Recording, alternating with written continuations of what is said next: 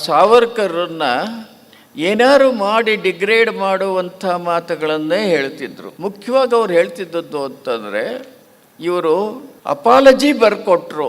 ಆ ಅಂಡಮಾನ್ ದ್ವೀಪ ಎಷ್ಟು ಶೆಕೆಯಲ್ಲಿರುತ್ತೆ ಅಂತ ಅಂದರೆ ಅದಕ್ಕೆ ಚಳಿಗಾಲ ಅನ್ನೋದೇ ಇಲ್ಲ. ಅಂಥ ಶೆಕೆ ಒಳಗೆ 12 ವರ್ಷ ಇದ್ದರು ಅಲ್ಲಿ. ಸಿಟಿಲೇ ಹುಟ್ಟು ಬೆಳೆದವ್ರಿಗೆ ಆ ಗಾಣ ಅಂತಂದ್ರೆ ಏನು ಅಂತ ಅನ್ನೋದು ಗೊತ್ತಿಲ್ಲ.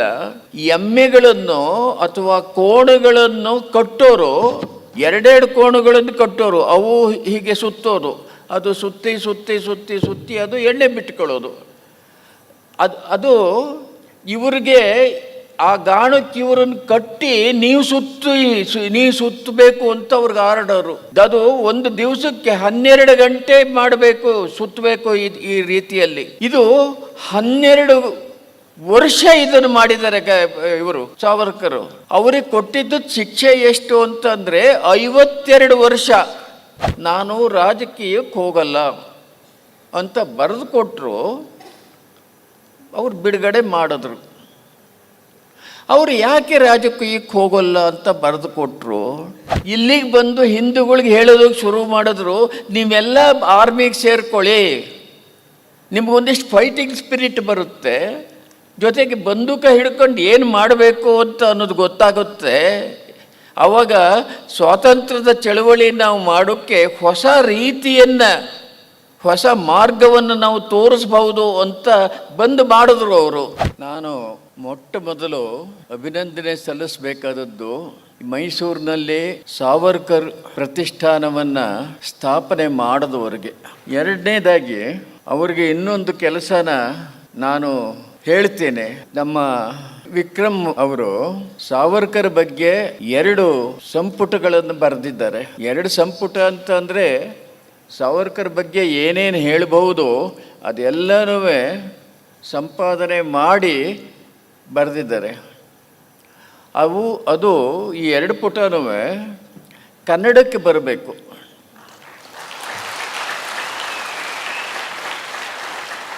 ನನ್ನ ಸಲಹೆ ಏನಂತಂದರೆ, ಈ ಪ್ರತಿಷ್ಠಾನ ಅದನ್ನು ಕನ್ನಡಕ್ಕೆ ತರುವಂಥ ಜವಾಬ್ದಾರಿಯನ್ನು ಅವರು ಮಾಡಬೇಕು, ಇಟ್ಕೋಬೇಕು. ಅದು ಅನುವಾದ ಮಾಡಿಸ್ಬೇಕಾದ್ರೆ ನಮ್ಮ ಚಕ್ರವರ್ತಿ ಸೂಳೆಬೆಲೆ ಅವರ ಸಹಾಯವನ್ನು ತಗೋಬೇಕು.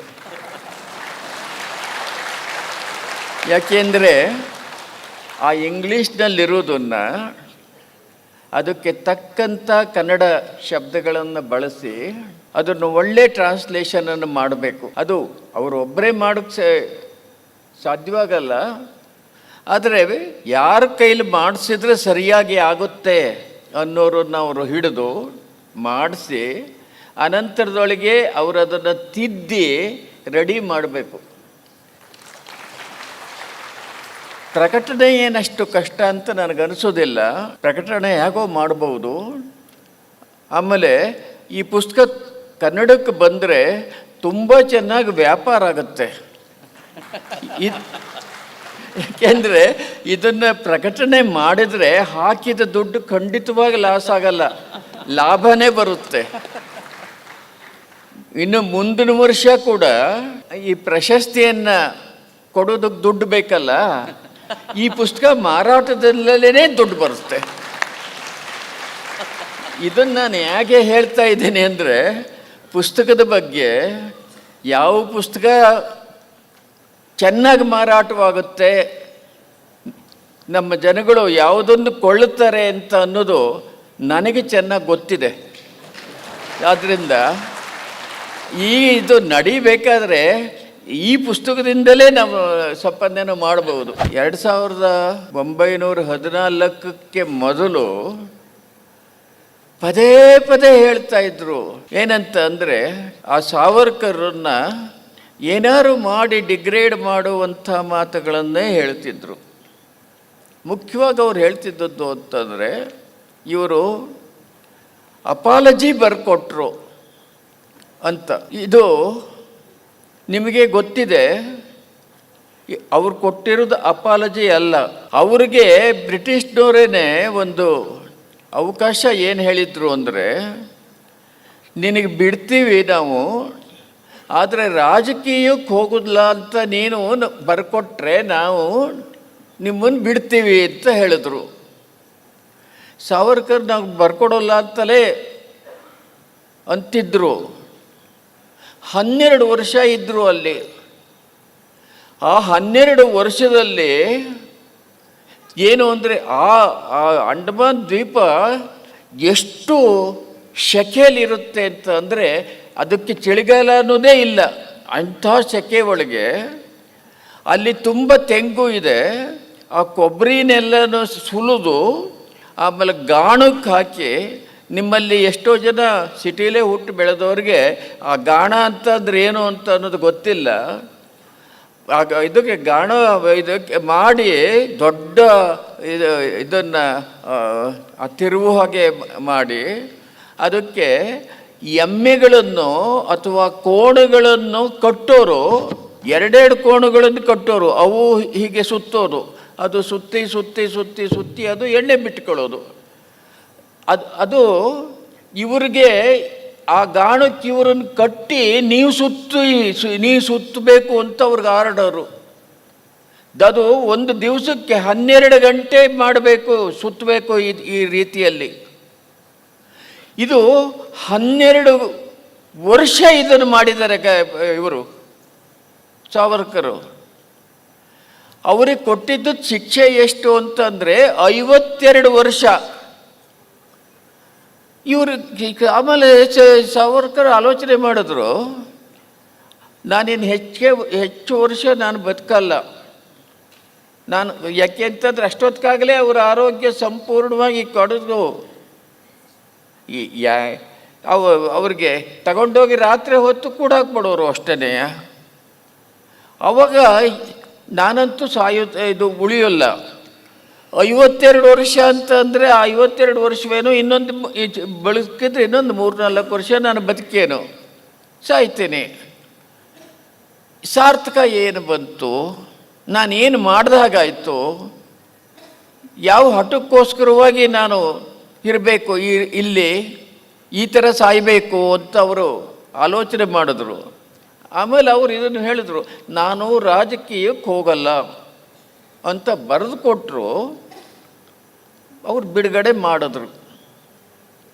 ಅವರು ಯಾಕೆ ರಾಜಕೀಯಕ್ಕೆ ಹೋಗಲ್ಲ ಅಂತ ಬರೆದು ಕೊಟ್ಟರು? ಅವ್ರಿಗೆ ಇಲ್ಲಿ ಭಾರತದಲ್ಲಿ ಇದ್ದಂಥ ಪರಿಸ್ಥಿತಿ ಅವರಿಗೆ ಗೊತ್ತಿತ್ತು. ಒಂದು ಥರ ಈ ಶಕ್ತಿಯನ್ನು ಬಳಸಿ ನಾವು ಸ್ವಾತಂತ್ರ್ಯವನ್ನು ಪಡಿಬೇಕು, ಕ್ರಾಂತಿ ಇಲ್ಲ ಬಡಿಬೇಕು ಅಂತ ಅನ್ನುವಂಥವ್ರು ಅವಾಗ ಇದ್ದರು. ಅವರಲ್ಲಿ ತಿಲಕರು ಬಹಳ ಮುಖ್ಯವಾದವರು. ಆದರೆ ತಿಲಕರಿಗೆ ಏನು ಮಾಡಿದ್ರು ಅಂತ ಅಂದರೆ, ತಗೊಂಡೋಗಿ ಬರ್ಮಾದಲ್ಲಿ ಅವರನ್ನು ಜೈಲಿಗಿಟ್ಟು 6 ವರ್ಷ ಜೈಲಿಗಿಟ್ಟರು. ಅಲ್ಲಿ ಇವರು ತಿಲಕರು ಆಲೋಚನೆ ಮಾಡಿದ್ರು, ಇದರೊಳಗೆ ನಾವು ಏನು ಮಾಡೋಕ್ಕಾಗೋದಿಲ್ಲ. ಪರಿಸ್ಥಿತಿ ಹೇಗಿತ್ತು? ತಿಲಕರ ಯುಗ ಒಂದು, ಆಮೇಲೆ ಗಾಂಧಿ ಯುಗ ಬಂತು. ಗಾಂಧಿ ಅಹಿಂಸಾ ಅಂತ ಅವರು ಅದನ್ನು ಹಿಡಿದ್ರು. ನಮ್ಮ ದೇಶದಲ್ಲಿರೋದಂಥ ಜನಗಳಿಗೆ ಅಥವಾ ಹಿಂದೂಗಳಿಗೆ ಅಷ್ಟೊತ್ತಿಗಾಗಲೇ ಒಂದು ಥರದೊಳಗೆ ಅಹಿಂಸೆ ಅಂತ ಅಂದು ನಮ್ಮ ದೇಶದ ಒಂದು ಫಿಲಾಸಫಿ ಏನಿದೆ ಅದನ್ನು ತಪ್ಪಾಗಿ ತಿಳ್ಕೊಳ್ಳೋದು ಬಂದುಬಿಡ್ತು ಇವರಿಗೆ. ಅಹಿಂಸೆ ಅಂತದ್ದು ಒಂದು ಬೌದ್ಧರಿಂದ ಬಂತು. ಸೊ ಈ ಅಹಿಂಸೆ ಅನ್ನೋದು ಬಂದದ್ದನ್ನು ಗಾಂಧಿ ಹಿಡಿದ್ರು. ಇವರು ಒಂದು ಥರದೊಳಗೆ ಗಾಂಧಿ ಕಾಲದಲ್ಲಿ ಜೈಲಿಗೆ ಹೋಗೋದು ಅಂತ ಹೆಚ್ಚಿನ ಸಂಕಟ, ಹೆಚ್ಚಿನ ನೋವು ಆಗ್ತಾ ಇರಲಿಲ್ಲ. ಯಾಕೆಂದರೆ ಅವರೇನು ಕ್ರಿಮಿನಲ್ ಅಂತ ಹಾಕ್ತಿರಲಿಲ್ಲ, ದೇಶಕ್ಕೆ ಅಂತ ಅನ್ನೋರು ಅಂತ ಅಂದು ತಕ್ಕ ಮಟ್ಟಿಗೆ ಊಟನೂ ಕೊಡೋರು, ಹೆಚ್ಚಿಗೆ ಅವ್ರಿಗೆ ಇನ್ನೇನು ಕೆಲಸನೂ ಮಾಡಿಸ್ತಿರ್ಲಿಲ್ಲ. ಅಲ್ಲಿ ಓದೋಕ್ಕೇನಾದ್ರೂ ಒಂದಿಷ್ಟು ಮೆಟೀರಿಯಲ್ನೂ ಕೊಡ್ತಾಯಿದ್ರು. ಆಮೇಲೆ ಮಧ್ಯದೊಳಗೆಲ್ಲೋ ಒಂದು ಸಲ ಅತ್ಲಾಗೆ ಅವ್ರಿಗೆ ಬಿಡುಗಡೆನೂ ಮಾಡಿಬಿಡೋರು ಅತ್ಲಾಗೆ. ಇದು ಈ ಸಾವರ್ಕರು ಇದು ಅಲ್ಲ, ನಾನು ಹೋಗಿ ರಾಜಕೀಯಕ್ಕೆ ಹೋದರೂ ಇದೇ ಆಗೋದು, ಆದ್ದರಿಂದ ಅದೇನು ಪ್ರಯೋಜನ ಇಲ್ಲ ಅಂತ ಹೇಳಿ ಅವರು ಕಾಗದ ಬರ್ಕೊಟ್ರು. ಅವರು ನಾನು ರಾಜಕೀಯಕ್ಕೆ ಹೋಗಲ್ಲ ಅಂತ. ಆವಾಗ ಗಾಂಧಿ ರಾಜಕೀಯಕ್ಕೆ ವಿರುದ್ಧವಾಗಿ ಹೋದರೆ ಜನಗಳೇ ಒಪ್ತಾ ಇರಲಿಲ್ಲ. ಯಾಕೆ ಅಂತಂದರೆ ನಮ್ಮಲ್ಲಿ ಬಂದು ಏನು ಪುಕ್ಕಲ್ತನ ಅಂತ ಅನ್ನೋದು ಬೆಳೆದೇ ಹೋಗಿತ್ತಿತ್ತು ಈ ದೇಶದೊಳಗೆ.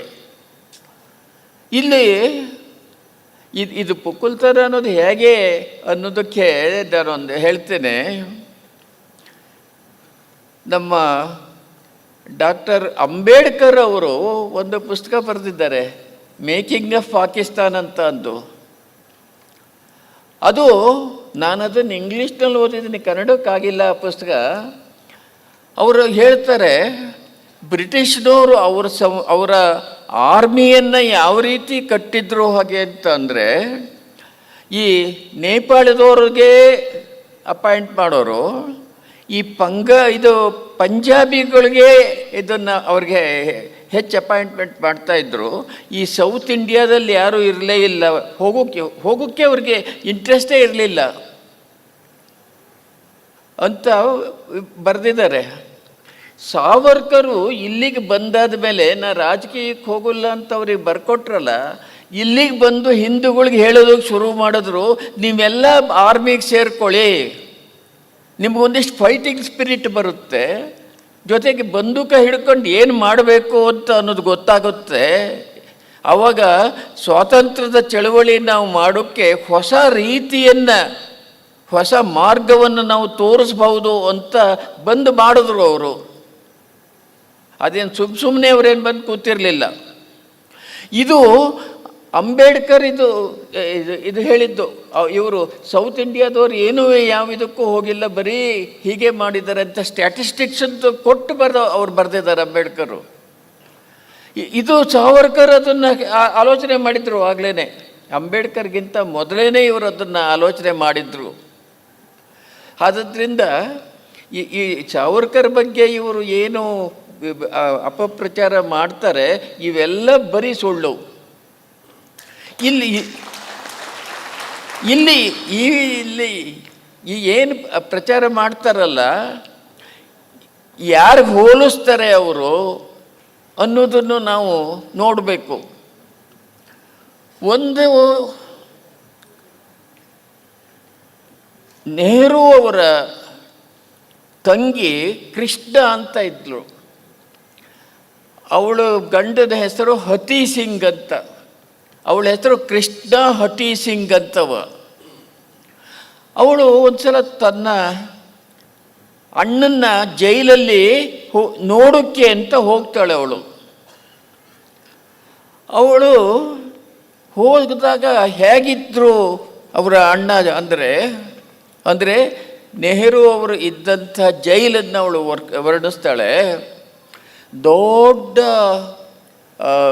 ಕಿಟಕಿ, ಗಾಜಿನ ಕಿಟಕಿ, ತಂಪಾದ ಹವಾ, ದೊಡ್ಡ ಟೇಬಲ್ಲು ಬರೆಯೋಕ್ಕೆ, ಒಳ್ಳೆ ಕುರ್ಚಿ, ಆಮೇಲೆ ಪುಸ್ತಕಗಳು, ರೆಫರೆನ್ಸ್ ಮಾಡೋದಕ್ಕೆ ಪುಸ್ತಕಗಳು, ಆಮೇಲೆ ಒಂದೇ ಒಂದು ಸೋಫಾ, ಒಂದು ಇದು ಏನು ಮಂಚದ ಮಲ್ಕೊಳ್ಳೋಕ್ಕೆ. ಈ ನಮ್ಮ ಅಣ್ಣನ ಬಡತನವನ್ನು ನೋಡಿ ನನಗೆ ಕಣ್ಣಲ್ಲಿ ನೀರು ಬಂತು ಅಂತ ಬರೆದಿದ್ದಾಳೆ ಅವಳು. ಆ ಪುಸ್ತಕ ವಿತ್ ನೋ ರಿಗ್ರೆಟ್ಸ್ ಅಂತ. ಅವಳು ಬರೆದಿರೋ ಪುಸ್ತಕದ ಹೆಸರು ವಿತ್ ನೋ ರಿಗ್ರೆಟ್ಸ್ ಅಂತ. ಈ ಪುಸ್ತಕ ಕನ್ನಡಕ್ಕೆ ಅನುವಾದವಾಗಿದೆ. ದೇಜ ಜವರೇಗೌಡರು ಇದನ್ನು ಟ್ರಾನ್ಸ್ಲೇಟ್ ಮಾಡಿದ್ದಾರೆ. ನೆನಪು ಕಹಿಯಲ್ಲ ಅಂತ ಆ ಪುಸ್ತಕದ ಹೆಸರು. ಚೆನ್ನಾಗಿ ಅನುವಾದ ಮಾಡಿದ್ದಾರೆ, ನೀವು ಅದನ್ನು ಖಂಡಿತವಾಗಿ ಓದಬೇಕು. ಅಂತ ಅಂದರೆ ಇವರು ಏನು ಬರೆದ್ರು ಆ ಸಂದರ್ಭದೊಳಗೆ, ಇದನ್ನು ಇಂಡಿಯಾದ ಮೇಲೆ ಅವರು ಬರೀತಾರಲ್ಲ, ನೆಹರು ಬರೆದಿದ್ದಾರಲ್ಲ, ಯಾವುದು ಡಿಸ್ಕವರಿ ಆಫ್ ಇಂಡಿಯಾ ಅಂತ ಪುಸ್ತಕ ಬರೆದ್ರು ಅವರು ಅಲ್ಲಿದ್ದು. ಆಮೇಲೆ ಡಿಸ್ಕವರಿ ಆಫ್ ಇಂಡಿಯಾ ಅದು ನೆಹರು ಬರೆದಿರೋದು ಅಂತ ಹೆಚ್ಚು ಪ್ರಸಿದ್ಧವೂ ಆಯಿತು.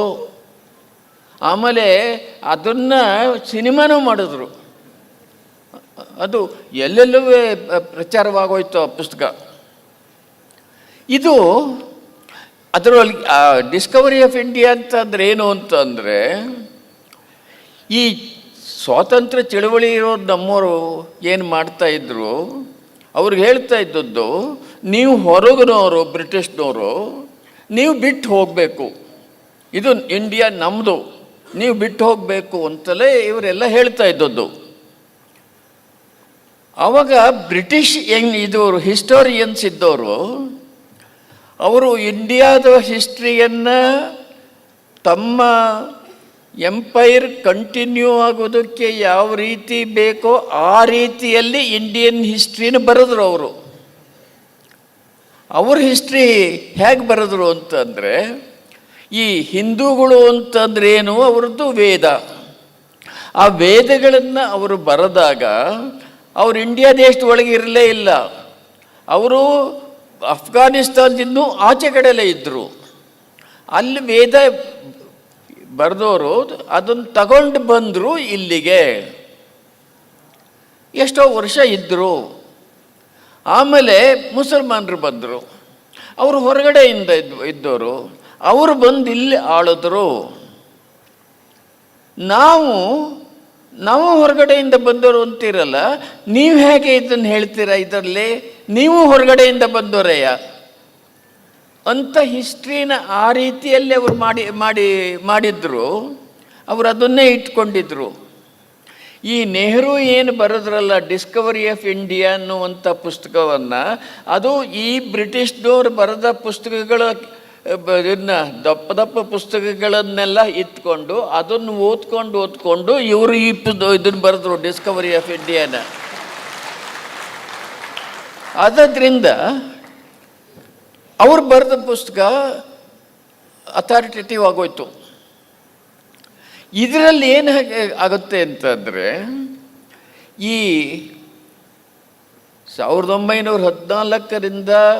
1914ಕ್ಕೆ ಮುಂಚೆ ಇದ್ದವರು ಬಹಳ ಒಂದೇ ಸಮವಾಗಿ ಅಂಬೇಡ್ಕರನ್ನು ಹೀನಾಯವಾಗಿ ಡಿಗ್ರೇಡ್ ಮಾಡುವ ಹಾಗೆ ಹೇಳ್ತಾ ಇದ್ರು. ಅವನು ಇದಕ್ಕೋಸ್ಕರವಾಗಿ ಏನು ಯಾವ ಸ್ಯಾಕ್ರಿಫೈಸ್ದು ಮಾಡಲಿಲ್ಲ, ಪುಕ್ಲ ಅವನು ನಮ್ಮ ಇವರನ್ನ ನೋಡಿ, ಯಾರು ಇವ್ರಿಗೆಲ್ಲ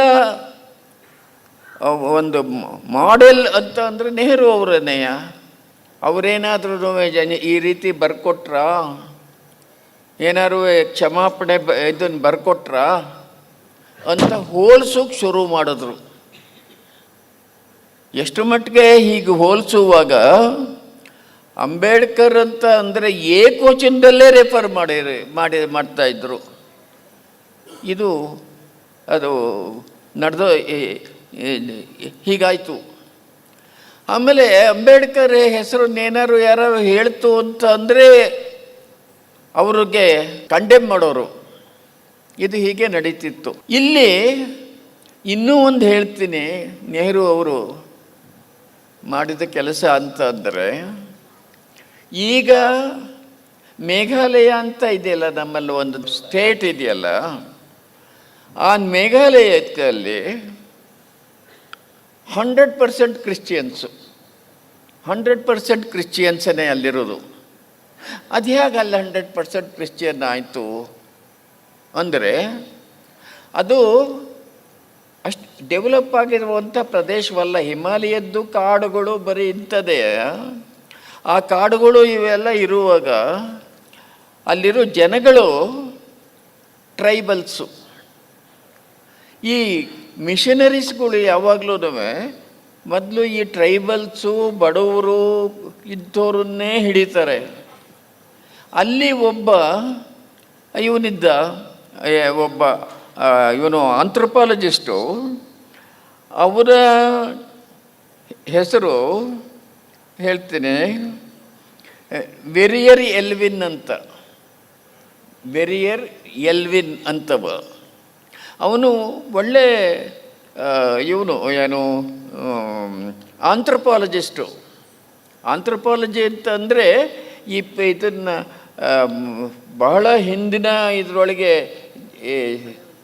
ನಾಗರಿಕತೆ ಬೆಳೆಯದೇ ಇರುವಂಥ ಜನಗಳಿರ್ತಾರಲ್ಲ, ಅವರ ಅಧ್ಯಯನ ಮಾಡೋದಕ್ಕೆ ಆಂಥ್ರಪಾಲಜಿ ಅಂತ ಹೆಸರು. ಇವನು ಆಂಥ್ರಪಾಲಜಿನ ಲಂಡನ್ನಲ್ಲೇ ಓದ್ಕೊಂಡು ಬಂದವನು. ಆದರೆ ಇವನು ಪಾದ್ರಿ, ಇವನು ಕನ್ವರ್ಟ್ ಮಾಡೋದೇ ಇವನ ಉದ್ದೇಶವಾಗಿತ್ತು. ಇವನು ಇಲ್ಲಿಗೆ ಬಂದು, ಎಲ್ಲಿ ಈ ಮೇಘಾಲಯ ಐತಲ್ಲ, ಟ್ರೈಬಲ್ ಏರಿಯಾ, ಅಲ್ಲಿಗೆ ಬಂದು ಅವ್ರಿಗೆ ಇದು ಹೇಳೋರು ಏನಂತ ಅಂದರೆ, ಅವ್ರಿಗೆಲ್ಲ ಆಸ್ಪತ್ರೆ ಕಟ್ಟೋದು ಅಥವಾ ಸ್ಕೂಲ್ ಮಾಡೋದು. ಸ್ಕೂಲ್ ಅಂದರೆ ಇವರ ಎಜುಕೇಷನನ್ನು ಕೊಡೋದು, ಈ ಥರದಲ್ಲಿ ಮಾಡ್ತಾಯಿದ್ದ. ನೆಹರುಗೂ ಇದರೊಳಗೆ ಇಂಟ್ರೆಸ್ಟ್ ಇತ್ತು. ಏನು ಅಂತಂದರೆ, ಈ ಟ್ರೈಬಲ್ಸನ್ನು ನಾವು ಎಲ್ಲರೂ ಇದು ಮುಂದಕ್ಕೆ ತರಬೇಕು ಹಾಗೆ ಅನ್ನೋದು ಇಂಟ್ರೆಸ್ಟ್ ಇತ್ತು. ಅವ್ರು ನೆಹರು ಯೋಚನೆ ಮಾಡಿದ್ರು, ಇದಕ್ಕೇನು ಮಾಡಬೇಕು ಅಂತವ. ಇವನ ಹೆಸರಿದ್ದೆ ಇಲ್ಲಿ ಬಂತಲ್ಲ, ಇವನ ಇದರೊಳಗೆಲ್ಲನೂ ಯಾರು ವೆರಿಯರ್ ಎಲ್ವಿನ್ ಅಂತವ.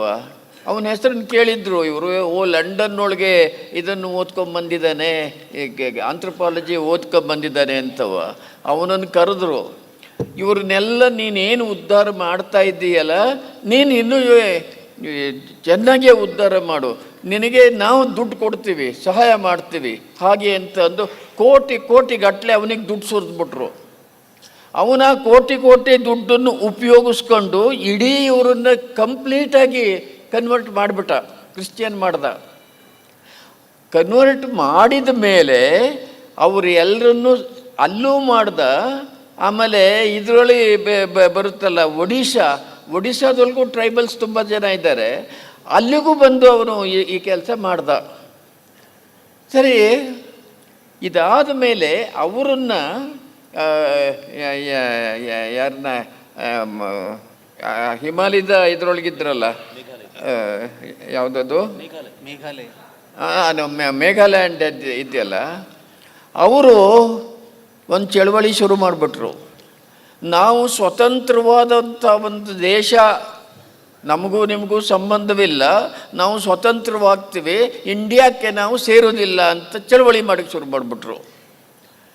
ಈ ಯಾವುದಿಂಥದ್ದು ಬಂದ್ರೂ ನೆಗ್ಲೆಕ್ಟ್ ಮಾಡೋದೇ ನೆಹರು ಅವರ ಸ್ವಭಾವ. ಇದನ್ನು ನೆಗ್ಲೆಕ್ಟ್ ಮಾಡಿಕೊಂಡೇ ಇದ್ದರು. ಆಮೇಲೆ ಕೊನೆಗೆ ಇದು ಬಹಳ ಜೋರಾಗಿ ಇಲ್ಲಿ ಪಬ್ಲಿಕ್ ಒಪಿನಿಯನ್ನು ಏನು ಮಾಡ್ತಾ ಇಲ್ಲ, ಇದಕ್ಕೆ ಒಂದು ಪ್ರದೇಶ ನಮ್ಮ ದೇಶದಿಂದ ಕಳಚ್ಕೊಂಡು ಹೋಗುತ್ತೆ ಹಾಗೆ ಅಂತ ಬೇರೆಯವ್ರಿಗೆ ಗಲಾಟೆ ಮಾಡೋಕ್ಕೆ ಶುರು ಮಾಡಿದಾಗ ನೆಹರು ಅವನನ್ನು ಅರೆಸ್ಟ್ ಮಾಡಿ ಅಂತ ಹೇಳಿದ್ರು. ಅವನು ಏನು ಮಾಡ್ದ, ಬ್ರಿಟನ್ಗೆ ಹೊಟ್ಟೋಗ್ಬಿಟ್ಟ ಅತ್ಲಕ್ಕೆ. ಬ್ರಿಟನ್ಗೆ ಹೋಗಿ ಅಲ್ಲಿಂದಲೇ ಇದು ಏನು ಮಾಡ್ದ, ಒಂದು ರಾಜ್ಯವನ್ನು ಕಟ್ಟದ. ಅದು ಹೇಗಾಗುತ್ತೆ ಅಂತ ಅಂದರೆ, ಸೆಕೆಂಡ್ ವರ್ಲ್ಡ್ ವಾರ್ನಲ್ಲಿ ಆ ಜರ್ಮನಿಯವರು ಬಂದು ಫ್ರಾನ್ಸನ್ನು ಸಂಪೂರ್ಣವಾಗಿ ಆಕ್ಯುಪೈ ಮಾಡಿಕೊಂಡ ಮೇಲೆ ಇವನು ಒಬ್ಬ ಫ್ರಾನ್ಸ್ನ ಕಮಾಂಡರ್ ಇನ್ ಚೀಫು, ಅವನ ಹೆಸರೇನು, ಅವನ ಹೆಸರಿನೊಳಗೇನೆ ಏರ್ಪೋರ್ಟ್ ಇದೆ ನೋಡಿ ಪ್ಯಾರಿಸಲ್ಲಿ, ಚಾರ್ಲ್ಸ್ ಡಿಗಾಲ್ ಇದ್ದಾನಲ್ಲ, ಆ ಚಾರ್ಲ್ಸ್ ಡಿಗಾಲು ಬ್ರಿಟನ್ನಿಗೆ ಬಂದು ಬ್ರಿಟನ್ನೊಳಗೆ ಫ್ರಾನ್ಸಿನ ಇದನ್ನು ಸರ್ಕಾರವನ್ನು ನಾನು ಮಾಡಿದ್ದೀನಿ, ನಾನು ಆ ಫ್ರಾನ್ಸ್ ಸರ್ಕಾರದ ಇವನು ಅಧ್ಯಕ್ಷ ನಾನು ಅಂತ ಹೇಳಿ ಅದಕ್ಕೆ ಬ್ರಿಟನ್ನವರು ಅಮೆರಿಕಾದವರು ಇವರೆಲ್ಲರೂ ರೆಕಾಗ್ನಿಷನ್ ಕೊಟ್ಟು ಅವನಿಗೆ ಬೇಕಾದ ಮದ್ದುಗುಂಡು ಅವು ಎಲ್ಲನೂ ಮಾಡಿ ಆಮೇಲೆ ಈ ಬ್ರಿಟಿಷ್ನವರು ಅಮೆರಿಕಾದವರು ಇವರು ಎಲ್ಲರೂ ಮತ್ತೆ ಇದಕ್ಕೆ ಫ್ರಾನ್ಸ್ಗೆ ಹೋಗಿ ಇದು ಮಾಡಿದ್ರಲ್ಲ, ಆವಾಗ ಇವನು ಒಂದು ಭಾಗಕ್ಕೆ ಅವನು ಲೀಡರಾಗಿ ಹೋಗಿ ಮಾಡ್ದ. ಹೀಗೆ ಇದನ್ನು ಗೌರ್ಮೆಂಟ್ ಇನ್ ಆಬ್ಸೆನ್ಷಿಯಾ ಅಂತ ಕರೀತಾರೆ ಇದಕ್ಕೆ. ಅವರು ಮಾಡಿದ್ದ ಇದನ್ನು. ಇವನು ಬ್ರಿಟನ್ಗೆ ಹೊರಟೋದ್ನಲ್ಲ, ಇವನು ಯಾರು ಬೆರಿಯರ್ ಎಲ್ವಿನ್ ಹೋದ್ನಲ್ಲ, ಅವನು ಅಲ್ಲಿ ನಾನು ಈಗ ಗೌರ್ಮೆಂಟ್ ಇನ್ ಆಬ್ಸೆನ್ಷಿಯಾ ಅಂತ ಅಲ್ಲಿ ಮಾಡ್ದ. ಅವನು ಬ್ರಿಟಿಷ್ನವ್ರು ಅವಕಾಶ ಕೊಟ್ಟರು ಅದಕ್ಕೆ. ಇವನ್ನೆಲ್ಲ ನಾವು ನೋಡಿದ್ರೆ ಏನು ಮಾಡ್ತಾ ಇದ್ದೀವಿ ನಾವು? ನಾವು ಆಲೋಚನೆ ಮಾಡಬೇಕು. ಈ ಸಾವರ್ಕರ್ ವಿಷಯ ಮಾತಾಡುವ ಯಾಕೆ ಅಂತಿದ್ದು ಈ ಸಂಬಂಧಪಟ್ಟದ್ದೇನೆ, ಇದು ಸಾವರ್ಕರಿಗೆ ಸಂಬಂಧಪಟ್ಟದ್ದೇನೆ ಇದು. ಇನ್ನೊಂದು, ನಿಮ್ಮಲ್ಲಿ ಎಷ್ಟೋ ಜನಕ್ಕೆ ಇದರ ಅನುಭವ ಇಲ್ಲ. ಯಾಕೆ ಅಂತಂದರೆ ನನಗಾಗಿರುವಷ್ಟು ವಯಸ್ಸು ನಿಮ್ಮಲ್ಲಿ ಎಷ್ಟೋ ಜನಕ್ಕೆ ಆಗಿಲ್ಲ. ನಾನು ಹೈಸ್ಕೂಲು ಇದರಲ್ಲೆಲ್ಲ ಓದುವಾಗ ತುಂಬ ಸಿನಿಮಾ ನೋಡ್ತಾ ಇದ್ದೆ ನಾನು. ಆ ಸಿನಿಮಾಗಳಲ್ಲಿ ಒಂದು ಇದಿತ್ತು, ಏನಂತಂದರೆ ನ್ಯೂಸ್ ರೀಲ್ ಅಂತ ಒಂದು ಹಾಕೋರು. ಯಾವ ಸಿನಿಮಾದೊಳಗೆ ಯಾವ ಥಿಯೇಟ್ರ್ನೊಳಗೆ ಯಾವುದೇ ಸಿನಿಮಾ ನಡೆದ್ರೂ ಕೂಡ ಮೊಟ್ಟ ಮೊದಲು ಈ ನ್ಯೂಸ್ ರೂಲ್ ಹಾಕಬೇಕು. ಆ ನ್ಯೂಸ್ ರೀಲನ್ನು ಮಾಡ್ತಾ ಇದ್ದವ್ರು ಯಾರು ಅಂದರೆ ಸರ್ಕಾರದ ಇದರವರು, ಪಬ್ಲಿಸಿಟಿಯವರು. ಅದರೊಳಗೆ 15 ನಿಮಿಷ ತೋರಿಸೋರು ಅದನ್ನು. ಅದರೊಳಗೆ ನೆಹರು ವಿಮಾನದಿಂದ ಕೆಳಗಿಳಿಯೋದು, ಆಮೇಲೆ ಎಲ್ಲರೂ ಅವ್ರಿಗೆ ದಾರ ಹಾಕೋದು, ಆಮೇಲೆ ಜನಗಳೆಲ್ಲ ಇದು ಮಾಡಿಕೊಂಡು ಅವರನ್ನು ಇದನ್ನೆಲ್ಲ ಜೈಕಾರ ಕೂಗೋದು, ಆಮೇಲೆ ಅವ್ರು ಬಂದು ಇದನ್ನು ಇನ್ನು ಯಾವುದೋ ಒಂದನ್ನು ಓಪನಿಂಗ್ ಮಾಡೋದು, ಇನ್ನೊಂದನ್ನು ಓಪನಿಂಗ್ ಮಾಡೋದು, ಇದೆಲ್ಲ ಮಾಡಿ 15 ನಿಮಿಷ ಅವರನ್ನೇ ನಾವು ನೋಡಬೇಕು. ಸಿನಿಮಾ ನೋಡೋರು ಎಲ್ಲರೂ ಹಾಗೆ ಮಾಡೋರು. ಬಾಕಿ ಬೇರೆ ಇನ್ಯಾವ ಮಂತ್ರಿಯ ಇದನ್ನು ಕೂಡ ಒಂದು ಚೂರು ತೋರಿಸ್ತಿರ್ಲಿಲ್ಲ. ಈವನ್ ಸರ್ದಾರ್ ಪಟೇಲ್ರದ್ದು ತೋರಿಸ್ತಿರ್ಲಿಲ್ಲ. ಹೇಗೆ ಇದು ಈ ಸೆಲ್ಫ್ ಪಬ್ಲಿಸಿಟಿ ಅಂತ ಅನ್ನೋದು ಇವರು ಒಬ್ರಿಗೇನೆ ಆಗಬೇಕಾ? ಇದು ಯಾರದು? ಟ್ಯಾಕ್ಸ್ ಪೇಯರ್ಸ್ ಮನಿ ಅಲ್ವಾ? ಈ ಥರದಲ್ಲಿ ಮಾಡಿ ಡೈನಾಸ್ಟಿ ಶುರುವಾಯಿತು ಇದರೊಳಗೆ. ಇದನ್ನು ಯಾತಕ್ಕೆ ಹೇಳ್ತಾ ಇದ್ದೀನಿ ಅಂತಂದರೆ, ಇವರೆಲ್ಲರೂ ಹೇಳ್ತಾರಲ್ಲ, ಸಾವರ್ಕರು ಪ್ರಯೋಜನ ಇಲ್ಲದೆ ಇದ್ದವನು, ಅವರು ಪುಕ್ಲ ಅಂತ ಇವರು ಹೇಳ್ತಾ ಇರಲ್ಲ. ಇವರು ಯಾರನ್ನ ಪೂಜೆ ಮಾಡ್ತಾರೋ ಅವ್ರ ವಿಷಯನ ನೀವು ಪೂರ್ತಿಯಾಗಿ ತಿಳ್ಕೊಂಡ್ರೆ, ಈಗ ಇದರೊಳಗೆ ಎಲ್ಲಿ ಈ ಚೈನಾದವರು ನಮ್ಮನ್ನು ಅಟ್ಯಾಕ್ ಮಾಡಿದಾಗ ಏನಾಯಿತು, ಹಿಮಾಲಯನ್ ಬ್ಲಡ್ಡರ್ ಅಂತ ಬೇಕಾದಷ್ಟು ಪುಸ್ತಕಗಳು ಬಂದಿವೆ ಇದರೊಳಗೆಲ್ಲ. ಅದಕ್ಕೆ ಯಾರು ಕಾರಣ ಆದವರು? ಅದನ್ನು ಇವ್ರು ಯಾರೂ ಒಪ್ಕೊಳ್ಳೋದೇ ಇಲ್ಲದ. ಇವರು ಹೇಳಲ್ಲ ಇದನ್ನು. ಅದಕ್ಕೆಲ್ಲ ಚೈನಾದವರು ಅನ್ಯಾಯ ಮಾಡಿದ್ರು ಅಂತ ಹೇಳ್ತಾರೆ ಹೊರತು, ಅವ್ರನ್ನ ಕರ್ಕೊಂಡು ಬಂದು ಅವರಿಗೆ ಎಲ್ಲ ಮಾಡಿ ಯುನೆಸ್ಕೋದಲ್ಲಿ ಅವರಿಗೆಲ್ಲ ಸೀಟ್ ಕೊಡಿಸಿ ಇದನ್ನು ಮಾತಾಡೋದೇ ಇಲ್ಲ ಇದರೊಳಗೆಲ್ಲ. ಹೀಗೆ ಎಷ್ಟು ಇದರಿಂದ ಕೆಲವು ಅಂಶಗಳನ್ನು ಹಿಡ್ಕೊಳ್ಳೋದು, ಪಬ್ಲಿಸೈಸ್ ಮಾಡೋದು, ಇದೇ ನಡೀತಾ ಇದೆ. ಕೆಲವು ಇದನ್ನಿಟ್ಕೊಳ್ಳೋದು, ಇನ್ನು ಕೆಲವರನ್ನು ಡಿಗ್ರೇಡ್ ಮಾಡೋದು. ಈ ಸುಳ್ಳುಗಳು ಇದೆಯಲ್ಲ, ನಮ್ಮ ದೇಶದ ರಾಜಕೀಯದಲ್ಲಿ ಆಗುವಷ್ಟು ಸುಳ್ಳುಗಳು ಈ ವೆಸ್ಟರ್ನ್ ಕಂಟ್ರಿಲಿ ಆಗಲ್ಲ. ಯಾಕೆ ಅಂತಂದರೆ ಜನಗಳೆಲ್ಲ ತುಂಬ ಎಜುಕೇಟೆಡ್ ಆಗಿರ್ತಾರೆ. ಅದು ಪೊಲಿಟಿಕಲಿ ಅವ್ರಿಗೆ ಇರುವಂಥ ಎಜುಕೇಷನ್ನು ನಮಗೆ ಇಲ್ಲ, ನಮ್ಗೆ ಆಗಿಲ್ಲ ಇದರೊಳಗೆಲ್ಲರೂ. ಯಾಕೆ ಅಂತಂದರೆ ನಮ್ಮಲ್ಲಿ ಇನ್ನೂ ನಾವು ನಮ್ಮ ಜಾತಿಯೋ ಮತ್ತೊಂದು